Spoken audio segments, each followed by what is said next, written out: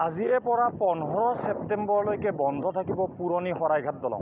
যিহেতুকে এই দলংখন 1963 চনৰ 7 জুনত মুকলি কৰা হৈছিল আৰু তেতিয়াৰে পৰা এতিয়ালৈকে 63টা বৰ্ষ অতিক্ৰম কৰিলে। গতিকে দলংখনৰ যথেষ্ট মেৰামতিৰ প্ৰয়োজন হৈছে আৰু সময়ে সময়ে যদিও কিছুদিনৰ কাৰণে ৰেল বিভাগে এই দলংখন মেৰামতি কৰে, তৎসত্ত্বেও কিন্তু দলংখনৰ অৱস্থা অতি শোচনীয় হৈ পৰিছে। যাৰ পৰিপ্ৰেক্ষিতত এইবাৰ দীঘলীয়া সময়ৰ কাৰণে ৰেল বিভাগে আচলতে দলংখন মেৰামতি কৰাৰ সিদ্ধান্ত গ্ৰহণ কৰিছে আৰু তাৰ বিনিময়ত আজি ৰাতিপুৱা 5 বজাৰে পৰা আচলতে এইখন পুৰণি শৰাইঘাট দলঙৰে যাতায়াত সম্পূৰ্ণৰূপে বন্ধ কৰি দিয়া হৈছে আৰু গাড়ীসমূহ যিখন নতুন শৰাইঘাট দলং আছে সেই দলঙৰে আচলতে দুয়োটা দিশৰ গাড়ী অহা যোৱা কৰাৰ ব্যৱস্থা কৰি দিছে ট্ৰাফিক মেনেজমেণ্ট ডিপাৰ্টমেণ্টে। আৰু আমি দেখুৱাইছোঁ এইখন হৈছে নতুন শৰাইঘাট দলং। এই নতুন শৰাইঘাট দলঙৰে যি নামনি অসমৰ পৰা গুৱাহাটী অভিমুখী বাহনসমূহ আছে এই বাহনসমূহ যোৱাৰ বাবে ট্ৰেক নিৰ্মাণ কৰি দিয়া হৈছে আৰু এই অস্থায়ী ট্ৰেক যি নিৰ্মাণ কৰা হৈছে সমান্তৰালভাৱে মাজত ডিভাইডাৰ সৃষ্টি কৰি দিয়া হৈছে আৰু যিসমূহ বাহন গুৱাহাটীৰ পৰা নামনি অসমলৈকে ওলাই যাবলগীয়া বাহন থাকে সেইসমূহ বাহনকো আচলতে বাওঁ দিশেৰে যোৱাৰ ব্যৱস্থা কৰি দিয়া হৈছে।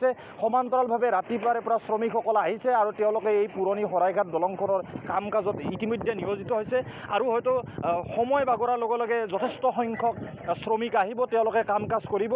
আমি দেখুৱাইছোঁ দলংখন এক নিমাওমাও পৰিৱেশ, মাত্ৰ কিছু সংখ্যক শ্ৰমিক ৰাতিপুৱাই আহি ইয়াতে কামত নিয়োজিত হোৱা দেখিবলৈ পোৱা গৈছে। সমান্তৰালভাৱে এটা কথা উল্লেখ কৰিব লাগিব, যিহেতুকে পুৰণি দলংখন আজিৰে পৰা বন্ধ কৰি দিয়া হৈছে আগন্তুক 15 ছেপ্টেম্বৰলৈকে, তাৰ বিনিময়ত আচলতে যিসমূহ নামনি অসমৰ পৰা উজনি অসমলৈকে যাবলগীয়া বাহন আছে এই বাহনসমূহ কিন্তু আচলতে বাইহাটা চাৰিআলি তেজপুৰ হৈ কলীয়া ভমৰা সেতুৰে উজনি অসমলৈ যাবলৈ নিৰ্দেশনা জাৰি কৰা হৈছে আৰু সমান্তৰালকৈ উজনি অসমৰ পৰা যিসমূহ বাহন নামনি অসমলৈকে আহিব সেইসমূহ গধুৰ যান বাহনকো আচলতে কলীয়া ভমৰা সেতুৰে তেজপুৰ হৈ অহাৰ নিৰ্দেশনা জাৰি কৰা হৈছে আৰু যিসমূহ জৰুৰীকালীন সেৱা, এই জৰুৰীকালীন সেৱাৰ লগত জড়িত বা পৰীক্ষাৰ্থী বা অন্যান্য সকলো আচলতে যি আৱশ্যকীয় জৰুৰীকালীন সেৱাৰ নিয়োজিত হৈ থাকিব তেখেতসকলক ঘৰৰ পৰা ওলাওঁতে সোনকালে ওলাবলৈকে নিৰ্দেশনা জাৰি কৰা হৈছে। এই মুহূৰ্তত মোৰ সৈতে কিছু সংখ্যক শ্ৰমিক আছে, মই তেওঁলোকৰ পৰা কিছু কথা জানিবলৈ চেষ্টা কৰিম। ভাইটি, অলপ তোমাৰ সৈতে কথা পাতিব পাৰোঁ।